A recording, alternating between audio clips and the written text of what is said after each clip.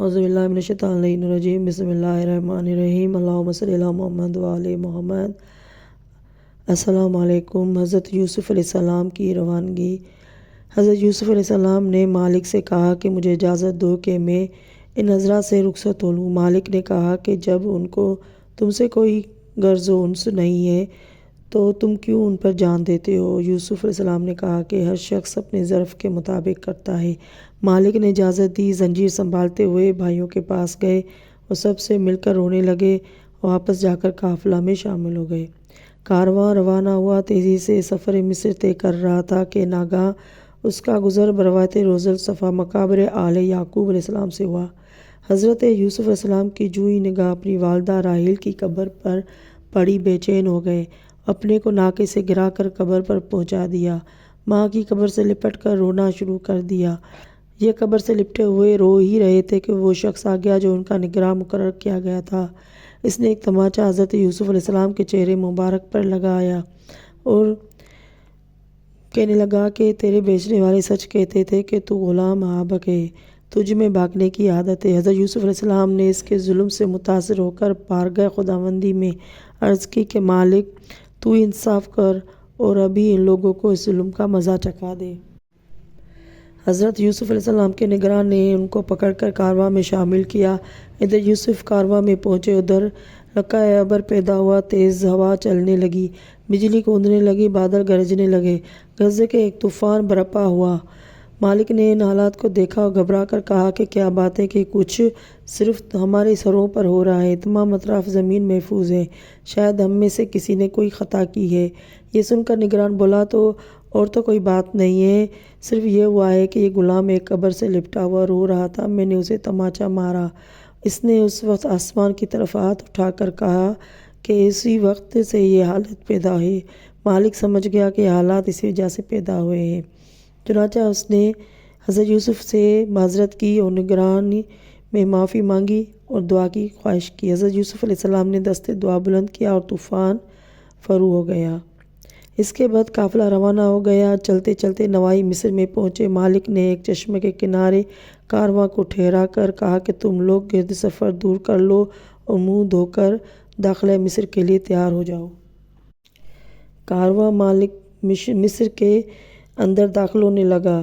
چلتے چلتے جب شہر میں پہنچا تو وہاں عجب ہنگامہ دیکھا، عظیم چہل پہل ملاحظہ کی۔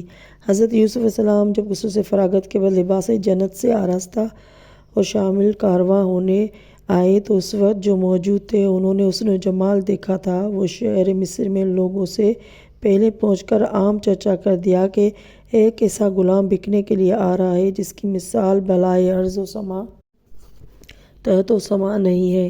وہ حسن و جمال میں بے مثل و بے نظیر ہے۔ اس کا عالم یہ ہے کہ جب ہنستا ہے تو نور ساطع ہوتا ہے، جب بولتا ہے تو نور کے وجوہ کے چھوٹتے ہیں۔ اس کے چہرے کی تابانی ایک منزل کی روشنی کرتی ہے۔ اس شہرت کا نتیجہ یہ ہوا کہ مصر کی تمام آبادی سمٹ کر شہر میں آ گئی۔ مرد زمین پر تھے، عورتیں بالائے بام تھیں۔ اس اجتماع میں جس کی تعداد لاکھوں کے حساب میں تھی، ہر طبقے کے لوگ شامل تھے، روسا، عمرا، غربا، اراکین، دولت، غرضے کہ سبھی لوگ حسن یوسف علیہ السلام کی تابانی دیکھنے کے لیے جمع تھے۔ حضرت یوسف علیہ السلام کا نور حسن ایک دن کی راہ کو روشن کرتا تھا۔ وہ جس دن مصر میں داخل ہوئے اتفاقاً ابر محیط تھا۔ ان کے داخل ہوتے ہی ایسا معلوم ہوا کہ جیسے آفتاب طالع ہو گیا ہے۔ غرضے کہ کارواں مصر میں پہنچا۔ لاکھوں کی تعداد میں جو جمع غفیر تھا، اس میں بادشاہ مصریان بن ولید عزیز مصر اور لوگوں کا کنبہ بھی تھا۔ اس مجمع عام میں جو بھی تھا وہ حسن یوسف کا دیوانہ تھا اور عزیز مصر کی بیوی زلیخا تو اس طرح فرفیختہ ہوئی کہ تا زندگی اس کی عاشق رہی اور اس نے وہ داستان یوسف کی جان بن گئی۔ روضۃ الصفا میں ہے کہ لوگوں نے مالک سے خواہش کی کہ اس غلام عظیم کو فروخت کر کے آج لے آئے، آج ہی بازار میں لے چلے۔ مالک نے کہا ہم 3 روز تک اسے بازار میں نہ لائیں گے، صحبت سفر دور کرنے کے بعد اطلاع عام کرا دیں گے کہ ہم فلاں وقت اس غلام کو بازار میں لا رہے ہیں، جس کو خریدنا ہو وہ زر و جواہر کی تھیلیاں لے کر آ جائے۔ 3 دن گزرنے کے بعد مالک نے اعلان کرا دیا کہ کل 10ویں محرم کو یوم دوشنبہ ہم یوسف کو فروخت کے لیے بازار میں لائیں گے۔ جن لوگوں کو اس کی خریدنے کے شوق خیال ہے وہ بازار میں آ جائیں۔ اس آواز کا بلند ہونا تھا کہ لوگوں میں ہیجان عظیم پیدا ہوا اور سارا مصر بازار مصر میں پہنچنے کی تیاری کرنے لگا۔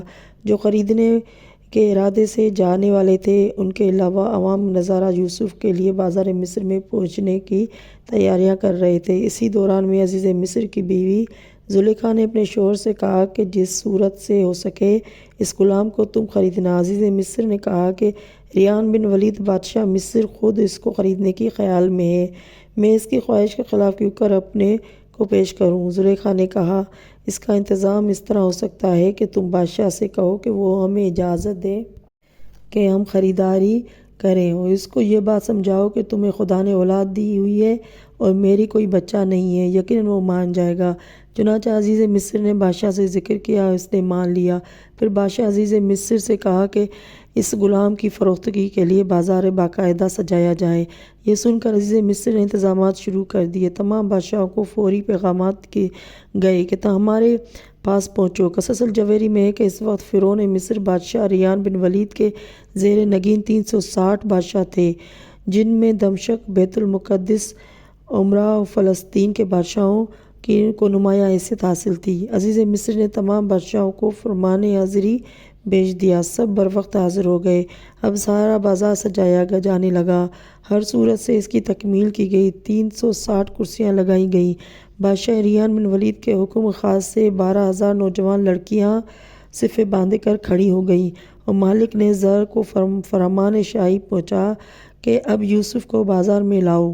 یہ سن کر مالک بن زر حضرت یوسف کو بروایت محمل میں بٹھا کر بروایت گھوڑے پر سوار کر کے بازار میں لایا۔